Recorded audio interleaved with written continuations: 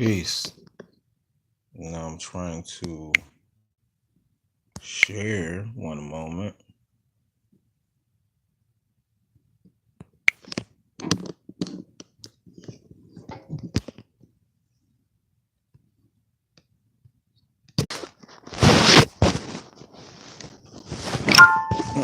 Peace.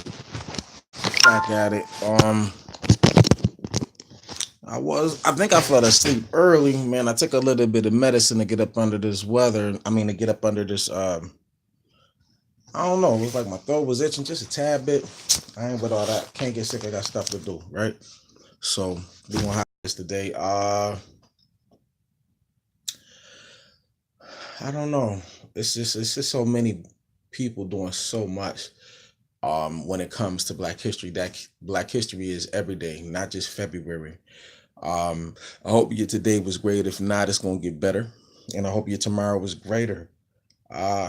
Primarily, I just wanted to get into the reading today, the Rebirth to Cast, the first chapter, Michelle Alexander's The New Jim Crow. If you haven't heard of it, or like right now, if you up, as a matter of fact, it's like 1, 2 in the morning. I don't know exactly what time. I just got up maybe 20 minutes ago. But if you are up right now, chances are either you can't sleep, you know what I mean? Maybe your mind is unsettled. Um, and ain't really nothing going on. I know it's a few people out there probably up, man, trying to get their boots smoked or trying to smoke some boots. But at the end of the day, man, this here is something positive. You know what I mean? They mean put some perspective into what you got going on and what you want to do, you know what I mean, with your future or what have you. Or just, you know what I mean, give you some positive, something to focus on as opposed to the BS you see on TV. That TV is called the idiot box for a reason. You can't use it and apply some of the information. I am saying, remember who controls it. And remember, man, they get paid for you to watch it. So be conscious of everything you do. Challenge everything. Why is they saying this? You ever notice when you watch the news, it's always you run through a series of emotions. There's good news going on every day, but you don't hear about it. You're going to hear about all the negativity. Now, some of that news does need to be reported, like how the young man was murdered in Orleans County in the prison right there. And he ain't the only one. There was another man from Buffalo, New York that was murdered last year in one of the prisons. And then the young lady, India Cummins, may she rest in power. You know, her crisis was criminalized. You can see the brother Haran Simmons on Facebook. And I'm working, you know what I mean, pretty much throughout the day. And after work, I already have a habit of going to work for myself after work.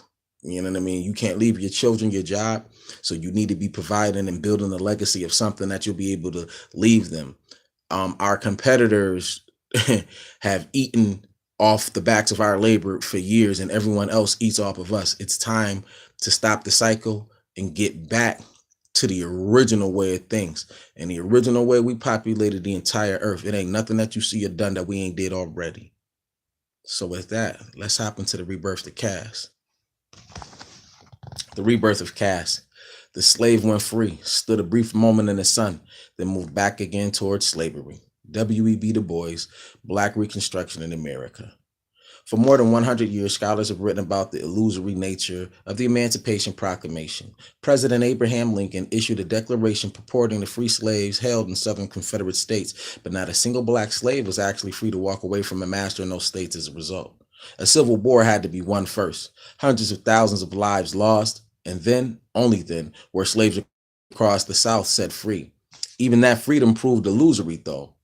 As W.E.B. Du Bois eloquently reminds us, former slaves had a brief moment in the sun before they would return to status akin to slavery. Constitutional amendments guaranteeing African Americans equal protection under laws and the right to vote proved as impotent as the Emancipation Proclamation once a white backlash against Reconstruction gained steam. Not to mention, do you know that some people up until 1960 were still slaves in the South? And yes, I said 1960. Still slaves in the South is not as far-fetched and as far behind us as you think. You know what I mean? A lot of people will say, oh no, we got all of this equal rights and yada, yada, yada, yada, but they forgetting several major factors. For hundreds of years, we were forced to give labor that provided the gateway for the entire United States. We did the labor that provided the economy and never got paid, our ancestors. But guess what? The descendants of the ancestors of the people that enslaved us, they're still reaping the benefits of that today, and they never repaid us. They never settled out. They never made an amends. Ain't nobody gonna punch you in the face or beat you halfway to death, and then they gonna be your friend after you did mad work for them and they never, compensated you for your labor. You'd be a fool to just accept that and be like, yeah, it's all good. I'm gonna just turn the other cheek. I ain't with all that, man. An eye for an eye, tooth for a tooth. And I ain't saying necessarily in everything and in every aspect, but I am saying, man, too much is given, excuse me, to whom I'm not even gonna go there because I can't even get it out right now. But basically, no, some things you're going to have to be accountable for. Most things you're going to have to be accountable for, and you're going to have to take accountability for what others are doing. You're going to have to make sure that you inventory, okay, this person behaves, this is their behavior. Now, accepting and all that is one thing, but you have to, number one, be able to recognize it and identify it, or it's going to happen to you again. And you shouldn't allow that to happen to you again. Let's get back into the reading. Black people found themselves yet again powerless and relegated to convict leasing camps that were in many ways worse than slavery. The day they ended slavery, they opened up prison institutions, and we filled those places because they had vagrant laws and stuff like that. And if we were slaves and we didn't own any property and we weren't compensated for our labor, guess what? You were a vagrant and you were put in prison. And ever since, they've been filling prisons with us and finding other ways to make sure that we continue to fill the prison so that they can use us for labor and create billions of dollars while paying us damn near nothing in a lot of places. And then sometimes, 10, 20, 15, 30 cents an hour, depending on, what you've been doing. Sunshine gave way to darkness, and the Jim Crow system of segregation emerged, a system that put Black people nearly back where they began in a subordinate racial caste. Few find it surprising that Jim Crow rose following the collapse of slavery. The development is described in history books as regrettable but predictable. Given the virulent racism that gripped the South and political dynamics at a time, what is remarkable is that hardly anyone seems to imagine that similar political dynamics may have produced another caste system in the years following the collapse of Jim Crow, one that exists today. The story that is told during Black History Month is one of triumph. The system of racial caste is officially dead and buried. Suggestions to the contrary are frequently met with shocked disbelief. The standard reply is, how can you say that a racial caste system exists today? Just look at Barack Obama. Just look at Oprah Winfrey. The fact that some African Americans have experienced great success in recent years does not mean that something akin to a racial caste system no longer exists. No caste system in the United States has ever governed all Black people. There have always been free Blacks and Black success stories, even during slavery and Jim Crow. The superlative nature of individual Black achievement today in formerly white domains is a good indicator that the old Jim Crow is dead, but it does not necessarily mean the end of racial caste. If history is any guide, it may have simply taken a different form. Any candid observer of American racial history must acknowledge that racism is highly adaptable. The rules and reasons the political system employs to enforce status relations of any kind, including racial hierarchy, evolve and change as they are challenged. The valiant efforts to abolish slavery and Jim Crow and to achieve greater racial equality have brought about significant changes in the legal framework of American society, new rules of the game, so to speak. These new rules have been justified by new rhetoric, new language, and new social consensus, while producing many of the same results. The dynamic, which legal scholar Reva Siegel has dubbed preservation through transformation, is the process through which white privilege is maintained, though the rules and rhetoric change. This process, though difficult to recognize at any given moment, is easier to see in retrospect. Since the nation's founding, African Americans repeatedly have been controlled through institutions such as slavery and Jim Crow. which appear to die, but then are reborn in new form, tailored to the needs and constraints of the time. As described in the pages that follow, there is a certain pattern to the cycle. Following the collapse of each system of control, there has been a period of confusion, transition, in which those who are most committed to racial hierarchy search for new means to achieve their goals within the rules of the game as currently defined. It is during this period of uncertainty that the backlash intensifies and a new form of racialized social control begins to take hold. The adoption of the new system of control was never inevitable, but today it has never been avoided. The most ardent proponents of racial hierarchy have consistently succeeded in implementing new racial caste systems by triggering a collapse of resistance across the political spectrum. This feat has been achieved largely by appealing to the racism and vulnerability of lower class whites, a group of people who are understandably eager to ensure that they never find themselves trapped at the bottom of American hierarchy. The emergence of each new system of control may seem sudden, but history shows that the seeds are planted long before each new institution begins to grow. For example, although it is common to think of the new Jim Crow regime following immediately on the heels of Reconstruction, the truth is more complicated. And while it is generally believed that the backlash against the civil rights movement is defined primarily by the rollback of affirmative action and the undermining of federal civil rights legislation by a hostile judiciary, the seeds of the new system of control, mass incarceration, were planted during the civil rights movement itself, when it became clear that the old caste system was crumbling and a new one would have to take its place. With each reincarnation of racial caste, the new system, as sociologist Lok Waquant puts it, is less total, less capable of encompassing and controlling the entire race. However, any notion that this evolution reflects some kind of linear progress would be misguided, for it is not at all obvious that it would be better to be incarcerated for life for a minor drug offense than to live with one's family, earning an honest wage under the Jim Crow regime, notwithstanding the ever-present threat of the Klan. Moreover, as the systems of control have evolved, they have become perfected, arguably more resilient to challenge, and thus capable of enduring for generations to come. The story of the political and economic underpinnings of the nation's founding sheds some light on these recurring themes in our history and the reasons new racial caste systems continue to be born. I just had a little bit of insight that just came through, and I just wanted to share it. And it sort of is relative to this, but then again, it isn't. But I'm gonna tie it in. I'm gonna figure it out. So again, we're doing Black History Daily. This is the daily Black History edition. Even if you don't see me posting or reading on a daily basis, number one, I am, and number two, Black history is being made every second of every day. Anytime you see me or any of our brothers and sisters sharing the knowledge or building on something positive to gain some understanding, to gain some ground, to become successful, to motivate others to get up and do more, guess what? Black history is being made. So anytime I'm doing this, Black history is being made, because I don't know nobody else doing this, and I'm doing this from the bottom of my heart. I ain't doing this just for no attention. I'm doing this because we need to be passing on some of this information. And if ever anything were to happen, or if ever I was to leave, let's say I leave in 96 years, because I plan on living another 96 years. Yes, I'm dead serious about that too. Um, I want my children and my relatives to be able to hear my thought process. I want them to be able to hear the information that I felt that was pertinent, that would guide them and keep them alive and well. Um, no one is perfect.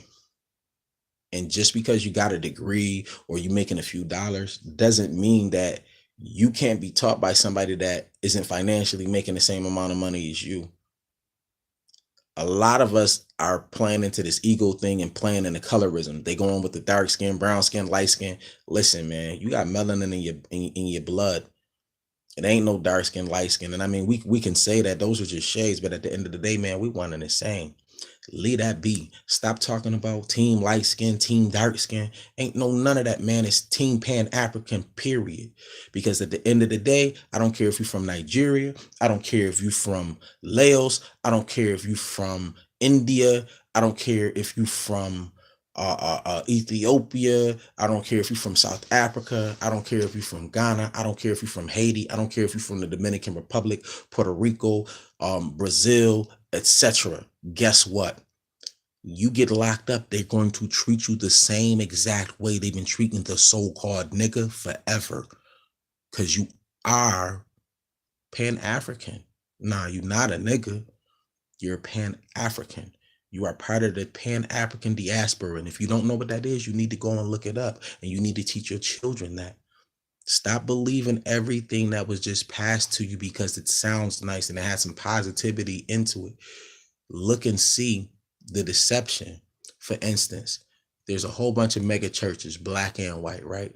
But the white mega churches make sure that they have banks, schools, hospitals, grocery stores.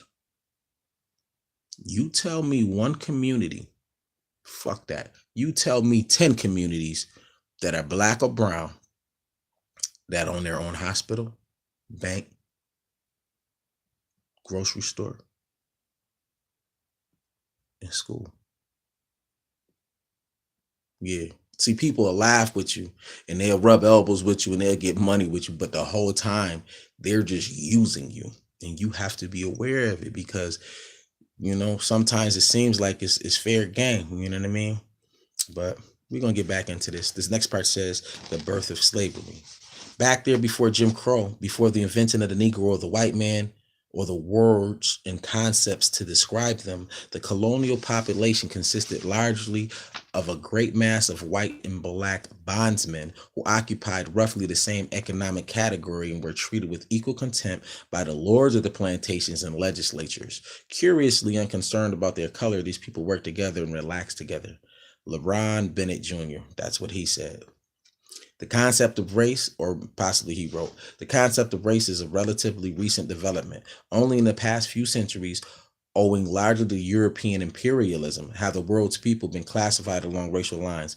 Hey, have you ever noticed that there's been one race of people that wherever they went, bloodshed followed? And I ain't got to tell you who they is. Look out through history as they tell it to you. Here in America, the idea of race emerged as a means of reconciling chattel slavery, as well as the extermination. What is that?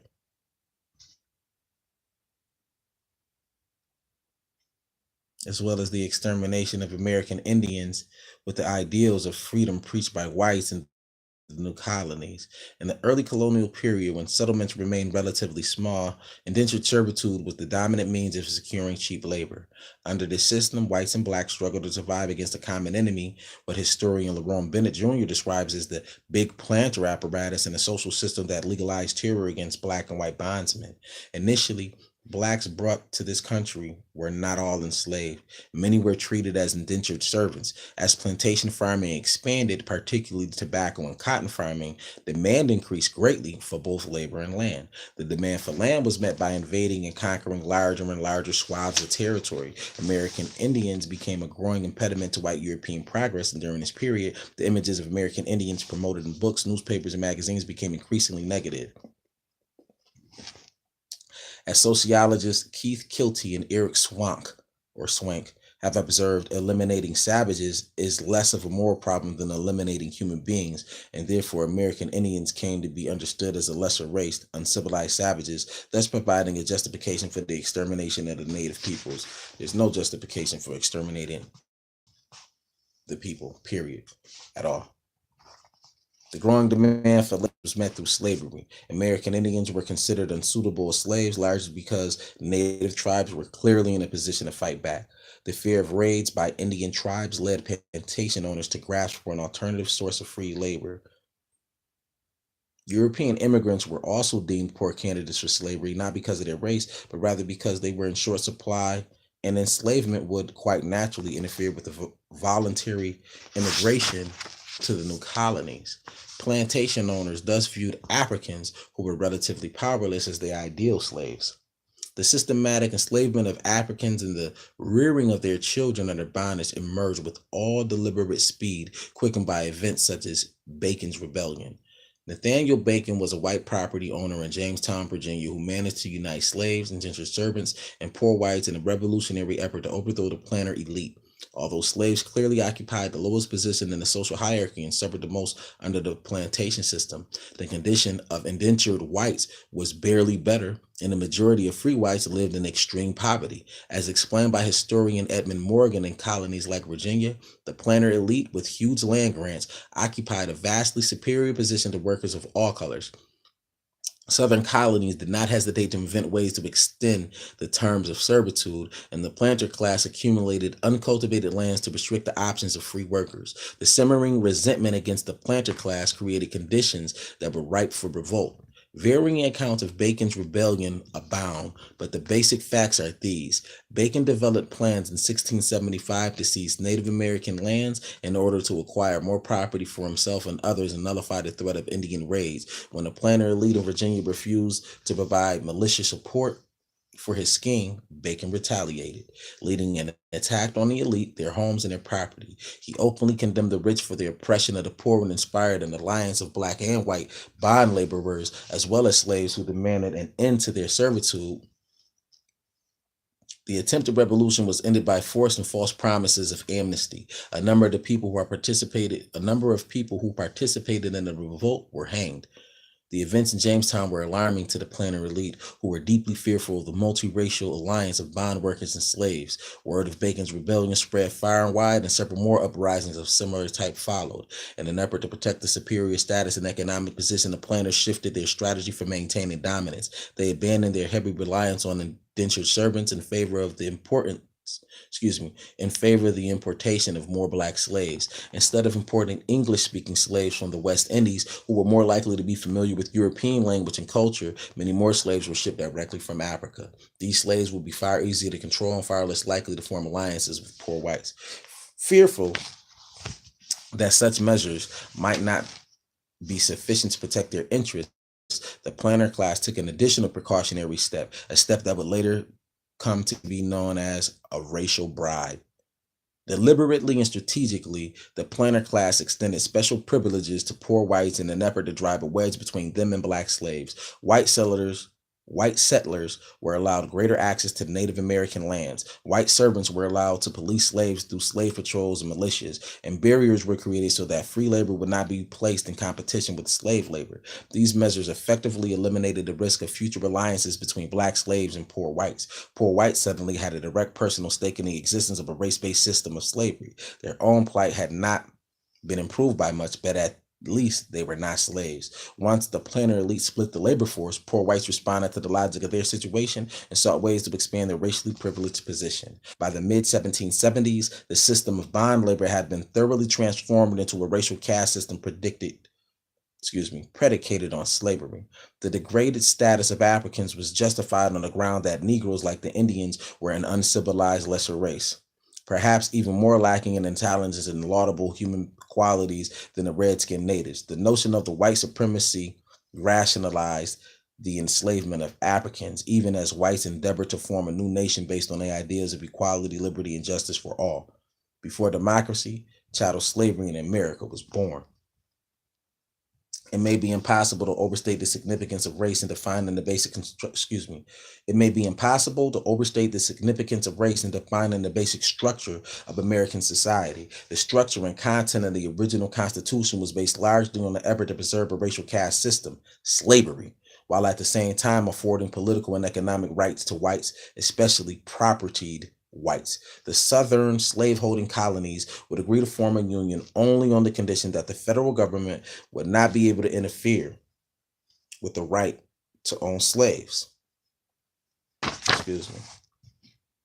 Northern white elites were sympathetic to the demand for their property. Northern white elites were sympathetic to the demand for their property rights to be respected, as they too wanted the Constitution to protect their property interests. As James Madison put it, the nation ought to be constituted to protect the minority of the opulent against the majority.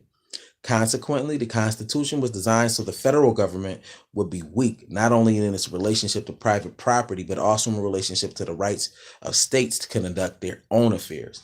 The language of the Constitution itself was deliberately colorblind. The words slave or Negro were never used, but the document was built upon a compromise regarding the prevailing racial caste system. Federalism, the division of power between the states and the federal government, was the device employed to protect the institution of slavery and the political power of slaveholding states. Even the method for determining proportional representation in Congress and identifying the winner of a presidential election, the Electoral College, were specifically developed with the interest of slaveholders in mind. Under the terms of our country, slaves were defined as 3/5 of a man, not a real whole human being. Upon this racist fiction rests the entire structure of American democracy. See what I'm saying about this voting thing? You can vote all you want, but the Electoral College decides where your vote goes. What type of, come on, man. The death of slavery. Let me see. Hold on. Do I need to read any more? Because I just read one, two, three. I'm going to read. No, I'm not. I'm going to stop right there because the death of slavery. All right. Let's read the death of slavery. The history of racial casting in the United States would end with the Civil War if the idea of race and racial indifference had died when the institution of slavery was put to rest. But during the 4 centuries in which slavery flourished, the idea of race flourished as well. Indeed, the notion of racial difference, specifically the notion of white supremacy, proved far more durable than the institution that gave birth to it. White supremacy over time became a religion of sorts, faith in the idea that people of the African race were bestial, that whites were inherently superior, and that slavery was, in fact, for blacks on goods, served to alleviate the white conscience and reconcile the tension between slavery and the democratic ideals espoused by whites in the so-called New World. There was no contradiction in the bold claim made by Thomas Jefferson in the Declaration of Independence that all men are created equal if Africans were not really people. Racism operated as a deeply held belief system based on truths beyond question or doubt. This deep faith in white supremacy not only justified an economic and political system in which plantation owners acquired land and great wealth through the brutality, torture, and coercion of other human beings, it also endured like most articles of faith long after the historical circumstances that gave rise to the religion passed away. In Waquant's words, racial division was a consequence, not a precondition of slavery, but once it was instituted, it became detached from its initial function and acquired a social potency all its own. After the death of slavery, the idea of race lived on. One of the most compelling accounts of the post-emancipation period is The Strange Career of Jim Crow, written by C. Van Woodward in 1955. The book continues to be the focal point of study and debate by scholars and was once described by Martin Luther King Jr. as the historical Bible of the civil rights movement. As Woodward tells the story, the end of slavery created an extraordinary dilemma for the Southern white society. Without the labor of former slaves, the region's economy would surely collapse, and without the institution of slavery, there was no longer a formal mechanism for maintaining racial hierarchy and preventing amalgamation, amalgamation, tell me if I said it right, with a group of people considered intrinsically inferior and vile. This state of affairs produced a temporary anarchy and a state of mind bordering on hysteria, particularly among the planter elite. But even though slavery was a bitter pill, in the antebellum South, the lowliest white person at least possessed his or her white skin, a badge of superiority over even the most skilled slave or prosperous free African American. While Southern whites, poor and rich alike, were utterly outraged by emancipation, there was no obvious solution to the dilemma they faced. Following the Civil War, the economic and political infrastructure of the South was in shambles. Plantation owners were suddenly destitute, and state governments shackled by war debt were penniless. Large amounts of real estate and other property had been destroyed, and the war industry was this. Large amounts of real estate and other property had been destroyed in the war. Industry was disorganized, and hundreds of thousands of men had been killed or maimed. With all of this went the demoralizing effect of an unsuccessful war and the extraordinary challenges associated with rebuilding new state and local governments.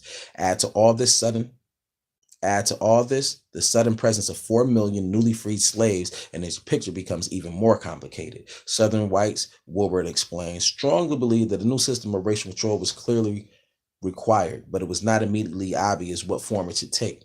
Under slavery, the racial order was most effectively maintained by a large degree of contact between slave owners and slaves, thus maximizing opportunities for supervision and discipline and minimizing the potential for active resistance or rebellion. Strict separation of the races would have threatened slaveholders' immediate interest and was, in any event, wholly unnecessary as a means of creating social distance or establishing the inferior status of slaves. Following the Civil War, it was unclear what institutions, laws, or customs would be necessary to maintain white control now that slavery was gone. Nonetheless, as numerous historians have shown, the development of a new racial order became the consuming passion for most white Southerners. Rumors of great insurrection terrified whites, and blacks increasingly came to be viewed as menacing and dangerous. In fact, the current stereotypes of black men as aggressive, unruly predators can be traced to this period when whites feared that an angry man mass of black men might rise up and attack them or rape their women. The reason they said that is because that's what they were doing to us, and it's only so long you're gonna do something to the people before they do the motherfucking same thing to you. And that's not what we about. But at the end of the day, this is the reason why they're coming with this toxic masculinity. They doing everything to pit the masses against men that are heterosexual, number one. Number two, men that are, well, first of all, men that are of Pan African descent, men with melanin in their blood. Also, men that are heterosexual, men that are men that stand up. And I have nothing against anyone who chooses whichever lifestyle, because there are great people of all shapes, forms, and fashions, right?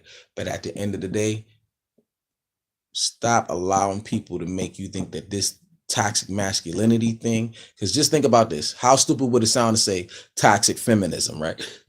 Even though we can give some reasons and stuff like that when we talk about feminism, you know what I mean? But at the end of the day, man, nah, ain't none of that valid, man. The masses, the media wants the masses to live in fear. If you look at the news, I want you to look at everything that they do and everything that they say. Tell me, was it negative? Was it positive? And were they trying to invoke fear? Or what was it? You feel what I'm saying? Because at the end of the day, man, you ain't gonna sit around somebody all day. All they do is talk negative, negative, negative, negative. They got the news coming on 7, 8, 9, 10 times a day, and all you hear is negative, negative, negative, negative. You might hear a little positive here. Negative, negative, negative. We got a little more positive for you, but the rest of it is negative. Come on, man. You can't keep being around that. You got to separate yourself from that. At some point in time, you have to be accountable for what you're doing and where you're spending your time. The way you spend your time and the actions that you take really represent who you are and what you're about. People that tell you they love you, but it don't mean anything because they're going to show you. People say that they support you, but it don't mean anything because if they're not showing you that, then they lying to you. They just telling you what you want to hear. Everybody done been up on game because you can't help it. There's too many motherfucking liars out here. And pardon my language, but at the end of the day, this is how I give it up. And if you don't like it, you ain't even got to look at this joint. You know what I mean? But this is what it is, man. We got to be direct, man, and press forward, man, regardless to whom or what, man. I'm telling you, I honestly feel that if people would fall away from the TV for 30, 40 days, don't watch the fucking TV. And even with like the radio, right? There is some good music that does come out, but a lot of it is BS. Why wouldn't they just say, you know what? Why don't we just play everything that came from, let's say, 1970 to, let's say, 19, I'm not even gonna go to 95 as bad as I would like to. I'm gonna just say from 1970 to 19, let's say 1990.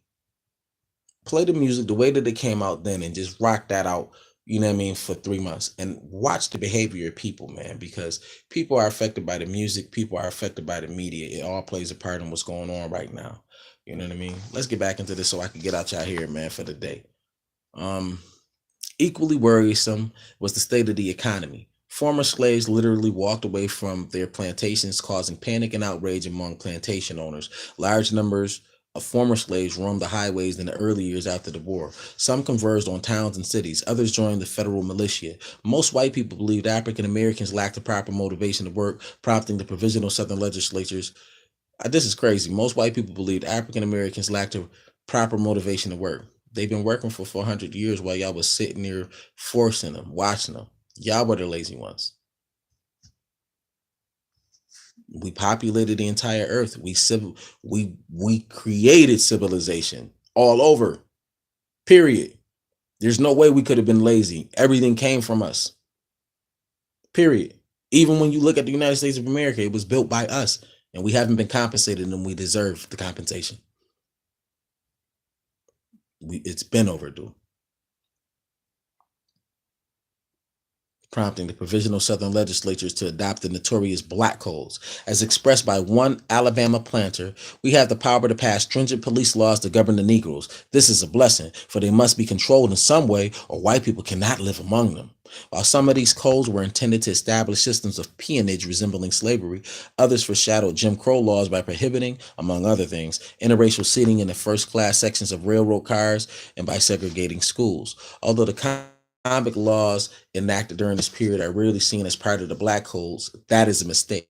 Historian William Cohen, the main purpose of the codes was to control the freedmen, and the question of how to handle convicted black lawbreakers was very much at the center of the control issue. 9 Southern states adopted vagrancy laws, which essentially made it a criminal offense not to work and were applied selectively to blacks. And 8 of those states enacted convict laws allowing for the hiring out of county prisoners to plantation owners and private companies. Prisoners were forced to work for little or no pay. One vagrancy act specifically provided that all free Negroes and mulattoes over the age of 18 must have written proof of a job at the beginning of every year. Those found with no lawful employment were deemed vagrants and convicted. And I'm talking about they got 50, 30, 40, 100 years, yeah, and went right back to the same plantation that they were just freed from. Come on, man. It don't take a rocket scientist. It just take an individual that can read, put the words together, and comprehend what they were saying. And then they look a little bit beyond that by putting themselves in those shoes and try to feel the essence of what's there, because we are incredibly connected to the planet, to the air, to everything that's evolving and revolving around this planet. Anyway, where was I? Blah blah blah blah blah blah blah blah blah blah blah blah blah.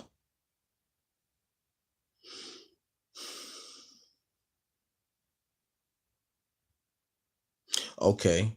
9 Southern states adopted vagrancy laws, which essentially made it a criminal offense not to work and were applied selectively to blacks. And 8 of those states enacted convict laws allowing for the hiring out of county prisoners to plantation owners and private companies. Prisoners were forced to work for little or no pay, just like today, right in the prisons. One vagrancy act specifically provided that all free Negroes and mulattoes over the age of 18 must have proof of a job at the beginning of every year. Ain't it crazy how they went with the 18, right? And today you can be 14 to 18, you can be 14 to 17 and commit a crime, something that you might have did with your buddies in school just on some BS or whatever, right? And they will wait till you 18 to sentence you like you was an adult when you committed that crime. That in itself is just ridiculous.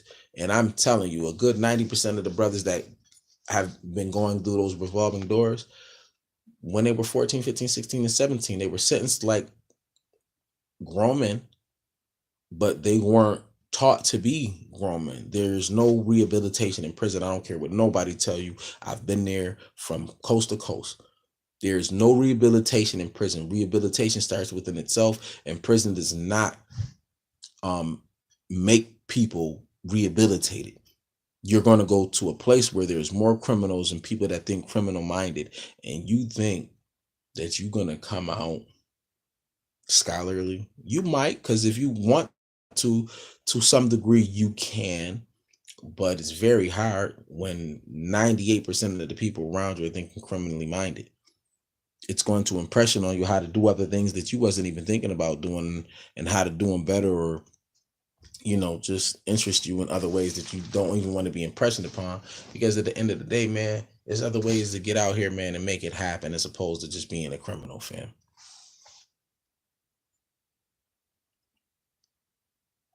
Those found with no lawful employment were deemed vagrants and convicted. Clearly, the purpose of the black codes in general and the vagrancy laws in particular was to establish another system of forced labor. In W.E.B. Du Bois's words, the codes spoke for themselves. No open-minded student can read them without being convicted. They meant nothing more nor less than slavery in daily toll. And do y'all also remember, during slavery, if you weren't reading this Bible, it was a done deal. Ultimately, the black codes were overturned, and a slew of federal civil rights legislation protecting the newly free slaves was passed during the relatively brief but extraordinary period of black advancement known as the Reconstruction era. The impressive legislative achievements of this period include the 13th Amendment abolishing slavery, the Civil Rights Act of 1866 bestowing full citizenship African Americans, the 14th Amendment prohibiting states from denying citizens due process and equal protection of the laws, the 15th Amendment providing that the right to vote should not be denied on account of race, and the Ku Klux Klan Acts, which, among other things, declared interference with voting a federal offense and the violent infringements of a civil rights crime. It's crazy. They always come for, they call it the black identity extremists, but they ain't came for the white identity extremists. These people were interfering with the right to vote. You understand what I'm saying? And I mean more than just that, but we could just start there. And they ain't not once made a militia or made some type of RICO law to come and get all the motherfuckers and lock their ass up. But every time you see the black man and woman coming together to build, to secure themselves and to secure their future, you see the fucking government allowing other motherfuckers to do whatever the fuck they want and not protecting us. That's the motherfucking reason you need to find out who the fuck Marcus Garvey is and who the Pan-African government is, because it is definitely a government for you that will protect you. But you won't get no protection if you don't know about it and if you don't participate. Anyway, let's continue.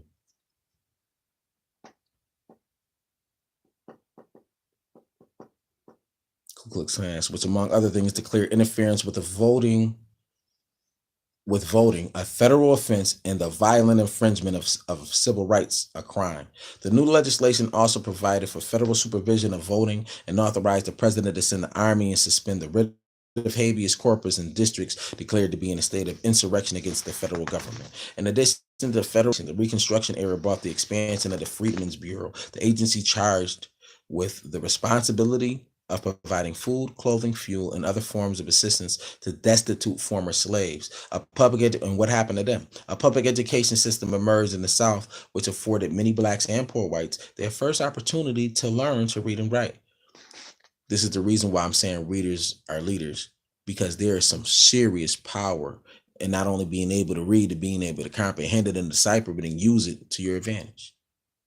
That's why reading is important. That's why we need to get off of the fucking TV and just come together and get to reading. I guarantee you, you read Michelle Alexander's The New Jim Crow, you read Dr. Claude Anderson's Power Economics, just them two alone gonna have you gone. You're gonna be open and you're gonna be willing to do more than you ever probably have been in your life. No offense to religion, but the religion ain't teaching you none of this. It ain't teaching you how to build your finances. It's teaching you how to lean on something that you can't see, smell, or touch. But everything that you do, when you pay your bills, it was from something that you physically did. Yeah, whether it was typing, whether it was talking on the phone, whether it was taking out the garbage, whether it was changing oil, whether it was washing dishes, whatever it was, you physically did the work.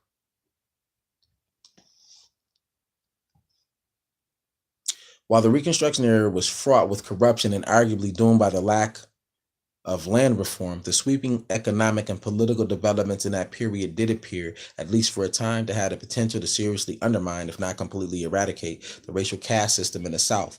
With the protection of federal troops, African Americans began to vote in large numbers and seize control in some areas of the local political apparatus. Literacy rates climbed and educated blacks began to populate legislatures, open schools, and initiate successful businesses. In 1867, at the dawn of the Reconstruction era, no black man held political office in the South, yet 3 years later, at least 15% of all Southern elected officials were black. This is particularly extraordinary in light of the fact that 15 years after the passage of the Voting Rights Act of 1965, the high watermark of the Civil Rights Movement, fewer than 8% of all Southern elected officials were black. At the same time, however, many of the new civil rights laws were proving largely symbolic. Notably absent from the 15th Amendment, for example, was language prohibiting the states from imposing educational, residential, or other qualifications for voting, thus leaving the door open to the states to impose poll taxes, literacy tests, and other devices to prevent blacks from voting. See all of the stuff that they did, all of the obstacles that we've overcome and had to overcome. We're the greatest people that ever existed, and we will forever be. Other laws revealed themselves as more an assertion of the principle than direct federal intervention into Southern affairs, because enforcement required African Americans to take their cases to federal courts, a costly and time-consuming procedure that was practical impossibility for the vast majority of those who had claims. Most blacks were too poor to sue to enforce their civil rights, and no organization like the NAACP yet existed to spread the risk and cost of litigation. Moreover, the threat of violence often deterred blacks from pressing legitimate claims, making the civil rights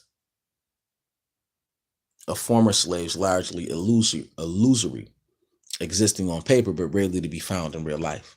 Meanwhile, the separation of the races had begun to emerge as a comprehensive pattern throughout the South, driven in large part by the rhetoric of the planner elite who hoped to reestablish a system of control that would ensure a low-paid, submissive labor force. Racial segregation had actually begun years earlier in the North as an effort to prevent race mixing and preserve racial hierarchy following the abolition of Northern slavery. It had never developed, however, into a comprehensive system, operating instead largely as a matter of custom enforced with varying degrees of consistency.